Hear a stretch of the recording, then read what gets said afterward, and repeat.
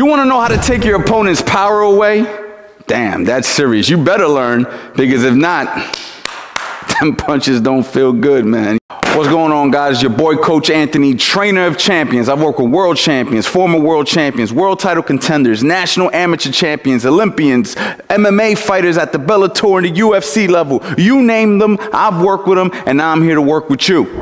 Eddie, you could tell him Eddie's been punched by some of the strongest heavyweights in the world.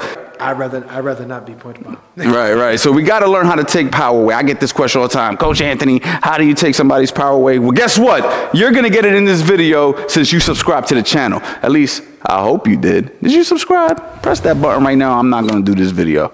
I appreciate it. All right, let's get right into it. All right, so now we got another world-class professional fighter that I work with, Fast Eddie Chambers, the one and only, 48 professional fights. I mean, hey, what else do you guys want from a boxing channel? You see what I'm saying? But we're going to talk about taking your opponent's power away.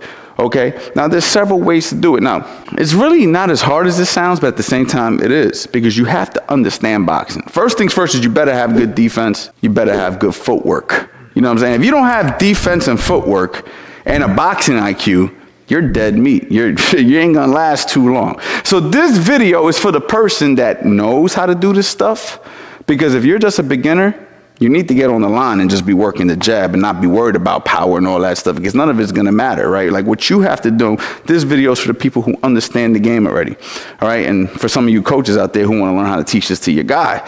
But for the most part, you got to know how to deal with certain things. So if I know my guy got a good right hand, okay? Well, guess what? If I stand right in front of him and he freaking throws it, I'm giving him an opportunity to knock me out. So the first things first is I want to take that shot away by making it difficult for that guy to hit me with that particular shot. So the key is I need to know how to deal with a right hand. So one option is I'll let Eddie be the fighter again, okay? I'll be the guy throwing the big, I got the big punch now, okay? If I got a big right hand, Eddie has an option. He can circle away from it, right? He takes it away. So now we're boxing and I'm trying to hit him with a hard right hand. Okay, I couldn't throw it there. All right, maybe there's another time where I'm standing right here and I'm ready to hit him with a right hand. He may just slip it. That's one way to slip. That's another way to slip. So now we're boxing, right? And I'm ready to hit him with it. Okay, he makes it hard for me to land it. I'm missing him now. Go ahead, Eddie, add something. Another way, I guess, if we want to talk about that too, is for me when they throw it to counterpunch. Oh, I was just leading to that. You were reading my brain. Well, I didn't want to take the point, but to counterpunch. What that does, what I like to call that is attacking the shot.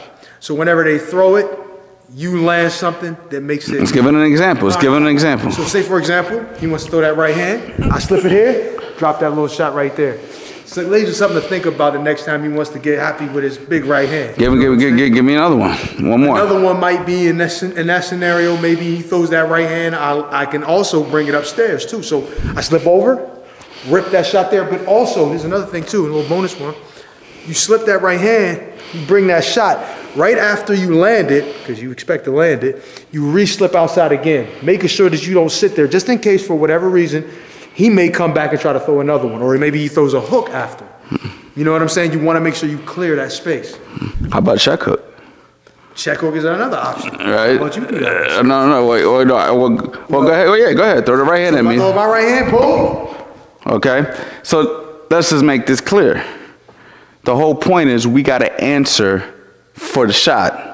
We got to answer for the shot, whether it's a defensive technique or a counter-punching technique. Let's just say it's the left hook. Guy got the big left hook. Well, if I'm going ahead and I'm loading up on the left hook, an easy alternative is to circle from it as well, right? So every time I go to load up, he's going to circle. So he's going to circle the opposite direction. See what's happening here? I go to throw a hook, he goes the opposite direction. That's one option. Another one is he goes under it. Another one is he could throw his shot as I'm shooting my hook, stop me there. Another one is he could block it and come back with his own shot. He could come back with a hook, an uppercut, a straight, whatever. There's a bunch of different things he could do. So again, we can go over the drills and I can really demonstrate and really show you in real time how that is. We go over all this stuff in my courses, how to set trap and counterpunch, if you guys want to get all of it. But a quick way for you guys to understand this is get your opponent to doubt himself. Get your opponent to doubt throwing that big punch.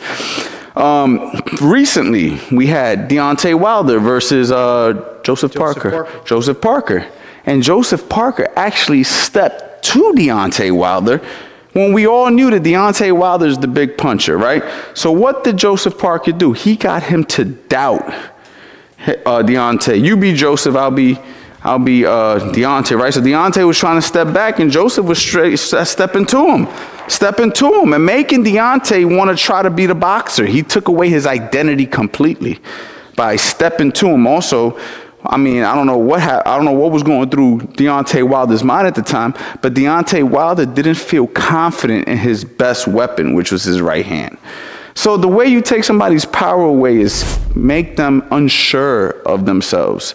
Some of this has to do with the psychological, the mental game, the way you step into your opponent, the way you look at your opponent, the way your energy feels. I remember that there was a fighter that I know in New York City. His name is Saku Powell. And he actually, big shout out to Saku Powell, he actually said to me one time, boxing is spiritual. He said, boxing is spiritual. He said, you know, when he said he fought Terrence Cawthon, who was an Olympic bronze medalist, and he said, he told him at the weigh-in, he said, he was like, you like to move and box, man. Let's see if we could get you to fight tomorrow. You know what I'm saying? Now, Terrence let that get to his head and ended up getting into a firefight with him, and he ended up getting stopped, and he was like the favorite to win the fight. So the whole point is, if you can get in your opponent's head with either body language, or if you're a professional fighter, maybe the build up to the fight or some of these things, this stuff gives you an advantage. I was telling that to Eddie. If I was boxing Eddie and I knew I was boxing a much more experienced professional fighter, the moment I give him that respect of, you're the much better fighter, you're the much more experienced fighter, I lost already. Because it's like, I'm basically just bowing down. But if I go out there with Eddie like, oh yeah, congratulations, you had 48 fights, I don't care. But you got to be able to back it up though, guys. You can't just be like, I'm not going to respect you and then go out there and try stuff, because that's how you get knocked out too. So there has to be a balance of, I'm not going to overly show you respect. However, I know what the hell I'm doing. So I'm still going to be defensive responsible, and I'm going to respect the punches you're throwing back, but I'm coming to win. And when you have that mentality, trust me, your opponent feels that. And if you can get them to doubt themselves for a split second, you're a step ahead of them. You know what I'm saying? So knowing how to deal with the punches, knowing how to evade the punches, knowing the psychology of how you approach a fighter who's quote unquote the power puncher. Because if I go in there and I'm scared, think about all the fighters that fought Mike Tyson. They lost before the fight started, man. They already knew, oh man, this guy's got a lot of power, I'm getting knocked out. Yeah, you are getting knocked out. You know what I'm saying? You could tell the future. You're a mind reader. They used to say with Mike, at the weigh-in, just the look. Get 4 rounds in the bag at least. That's if they get past the first 4. Yeah. You know, that's how it plays out. So that's psychological. You know what? One more thing that I remember. I don't want to, get away from the point, but too much. But remember Jeff Lacey, Jeff Left Hook Lacey? Of course. There was dudes that pulled. I think there was a couple guys that pulled out of the fight just because of his body. When he took his shirt off at the weigh-in, he's like, man, I ain't fighting that guy. And you would think professional fighters afraid of a body? Yeah. Well, they didn't want to be a body. That's the hell that was. But that goes to show you with the psychology, man. So if you can understand the intangibles as well, that's going to help you just as much as the skill set, right? This is something that I don't think is spoken about enough in boxing instructional videos. The intangibles, body language, confidence. But how do you gain this? By putting in the work, okay? You don't want to be that overconfident idiot that doesn't know what he's doing and gets hurt. You want to be confident through results, and that's how you get it. So what you have to do is make sure you're in shape, make sure you're training hard, make sure you're getting the right information, making sure you're subscribed to the channel. Okay? Because Eddie, there's a big percentage of people that are not subscribed. need to get It's crazy to me. It's crazy to me. You know, everywhere I go, Coach Anthony, I love your videos, but are you subscribed?